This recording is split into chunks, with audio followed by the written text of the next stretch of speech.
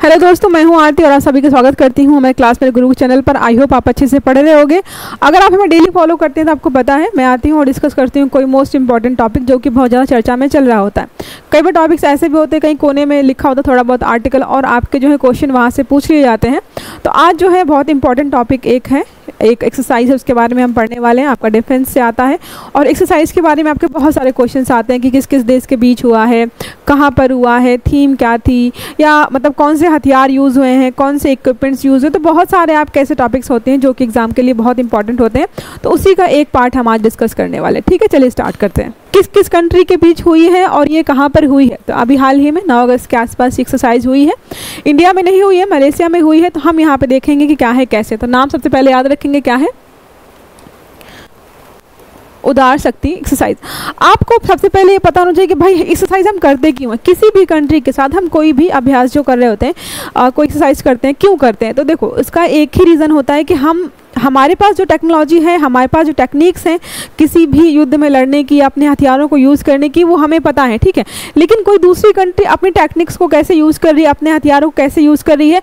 अगर वही हथियार सेम हमारे पास और उनके पास, दोनों के पास है, लेकिन उनकी टेक्नोलॉजी या फिर उनकी तरीका जो है यूज़ करने का वो अलग है, तो हम क्या है एक दूसरे थोड़ा बहुत सीखते हैं। जैसे क्या होता है जब आप डिबेट करते हो ना, वाद विवाद जब होता है किसी टॉपिक को लेकर, तो टॉपिक एक ही होता है। आपके पास भी उस चीज़ को लेकर थॉट्स हैं, सामने वाले के पास भी उस टॉपिक को लेकर कुछ विचार होते हैं। लेकिन जब आप वाद विवाद करते हो, डिबेट करते हो, तो आपको बहुत सारी चीज़ें ऐसी हैं जो नई मालूम पड़ती हैं, जो कि हमें पहले नहीं पता थी। तो ऐसे ही क्या एक्सरसाइज का भी बहुत इंपॉर्टेंस होता है। हम अलग अलग कंट्रीज के साथ करते रहते हैं।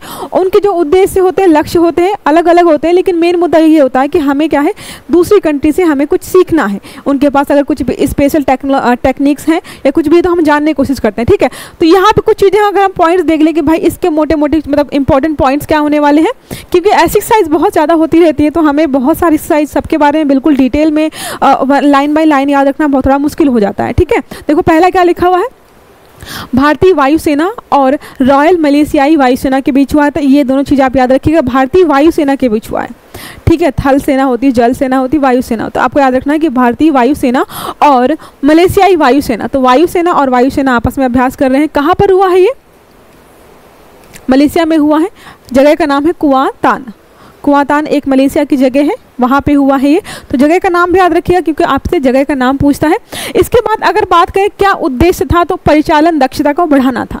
परिचालन दक्षता मतलब है कि कैसे किस चीज़ को यूज़ करना है और कैसे हम इसको और इम्प्रूव कर सकते हैं। ये हम सामने वाले से सीखने की कोशिश कर रहे थे और उन्होंने भी हमसे बहुत सारी चीज़ें सीखी हैं। ठीक है, अगर बात करें यहाँ पे कि जो एक्सरसाइज हो रही थी वायुसेना की तरफ से, अलग अलग टुकड़ियाँ होती हैं, अलग अलग हमारे हथियार वगैरह होते हैं। तो कौन सी टुकड़ी यहाँ पे शामिल हुई थी, कौन से हथियार यूज़ किए गए थे, ऐसा कुछ स्पेसिफिक चीज़ें होती हैं जो हमें जानकारी हमें होनी चाहिए। देखो क्या लिखा है यहाँ पे, भारतीय वायुसेना के SU मतलब सुखोई 300 MKI और RMAF के SU 300 MKM, ये दो चीज़ें आप याद रखिएगा। इन्होंने क्या है इसमें पार्टिसिपेट किया है। कुछ इस तरीके से आपको देखने को मिल जाएगी इमेज। देखो आपको लग सकता है कि उदारा क्यों लिखा है, उदार शक्ति को उदारा क्यों लिखा है। हिंदी में जो है उदार शक्ति बोलते हैं, लेकिन जब इंग्लिश में ट्रांसलेट करते हैं तो इसको उदारा बोलते हैं। ठीक है, ये याद रखिएगा। इसके बाद अगर बात करें सुखोई MKI के बारे में, मुख्य तथ्य इसके बारे में हमें जानना है, बहुत ज़रूरी हो जाता है। तो अगर बात करें कि हमारे पास अभी सुखोई लगभग कितने हैं, तो आई थिंक लगभग 260 हमारे पास ऑलरेडी हैं। और ऐसे है कि जनरेशन 1, जनरेशन 2, जनरेशन 3, जो MK3 वाला है वो आपको देखने को मिलेगा 4+1 जनरेशन, 5th जनरेशन का नहीं है, आपको ये याद रखना है।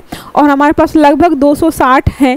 ठीक है, देखो यहाँ लिखा है एक बहुउद्देशीय लड़ाकू विमान का मतलब होता है, बहुउद्देशीय का मतलब होता है कि सिर्फ एक टारगेट नहीं है कि बस यहाँ से फायर करना है, वहाँ पे बम गिरा और ख़त्म हो गया। नहीं, बहुत सारे यहाँ पे उद्देश्य को लेकर चलता है। किसी हथियार को यहाँ से वहाँ ले जाना है, और या फिर किसी और चीज़ को लेकर के पेलोड वगैरह, मतलब बहुत सारी चीज़ों को एक साथ यहाँ पे लेकर चलने का काम करता है। नेक्स्ट लिखा है, इसे भारतीय वायुसेना के लिए सुखोई डिज़ाइन ब्यूरो और हिंदुस्तान एरोनॉटिक्स लिमिटेड।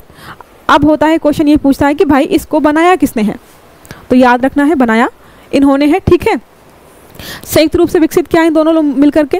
SU 30 लड़ाकू विमान पर आधारित SU 30 MKI थ्रस्ट वेक्टरिंग नियंत्रण और कैनार को सुसज्जित करता है। थ्रस्ट वेक्टर मतलब होता है कि उसमें जो है इक्विपमेंट्स लोड करना या फिर उसकी जो मार्क क्षमता होती है अच्छी खासी होती है। ठीक है, तो ये चीज़ें इसके बारे में हमें जानना ज़रूरी है। तो ये हम यहाँ पर देख लेते हैं। चलते हैं नेक्स्ट पेज पर।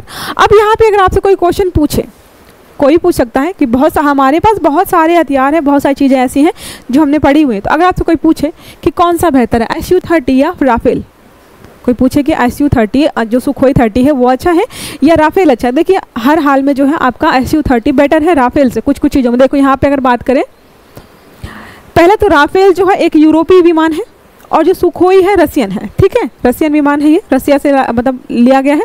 सुखोई 30 की जो मतलब स्पीड है वो मैक 2 है, और जबकि राफेल की बात करें तो 1.8 मैक है इसकी, ठीक है, याद रखिएगा इसको। अगर बात करें यहाँ पे कितने किलोग्राम्स के बम वगैरह यूज़ हो सकते हैं यहाँ पे, तो 9500 किलोग्राम्स बम यहाँ पे यूज़ होता है, गोला बारूद यूज ले जा सकते हैं यहाँ से वहाँ, मतलब पेलोड की बात की जा रही है। अब यहाँ पे कोई हथियार कुछ भी है, सुखोई है, राफेल है, अब हमें अगर वो किसी भी मतलब अब होता है ना कि हम उसमें लोड करते हैं, बम वगैरह हो गए और चीज़ें हो गई, लोड करते हैं, तो वहाँ से हमें उसकी कैपेसिटी पता चलती है कि भाई एक बार में इसमें इतना सामान ले जा सकता है, तो उसको बोलते हैं पेलोड, ठीक है। तो यहाँ पे इसकी क्षमता इतनी है, और यहाँ पे अगर बात करें तो यहाँ पे इसकी है 8000 से, ठीक है। तो दोनों की थोड़ी मारक क्षमता भी अलग है और इसका यहाँ पे पेलोड भी अलग है, और इनकी स्पीड का डिफरेंस भी आप याद रखिएगा, ठीक है। इतना हमारे लिए इंपॉर्टेंट हो जाता है। इसके बारे में अभी तो इतना ही है, ज़्यादा चीज़ें नहीं है, बस आपको याद रखना है कि शक्ति जो अभ्यास हमारा हुआ है, उदार शक्ति अभ्यास कहाँ पर हुआ है, किस किस कंट्री के बीच हुआ है, कौन सी सेनाओं ने पार्टिसिपेट किया है, कौन से हथियारों का इस्तेमाल किया गया है यहाँ पर, और अगर बात करें कि सुखोई 30 और राफेल में कौन सा बेटर है, तो थोड़ा सा यहाँ पर आप एक तरीके से दोनों में जो डिफ्रेंसिएशन है वो एक बार दे सकते हैं, ठीक है।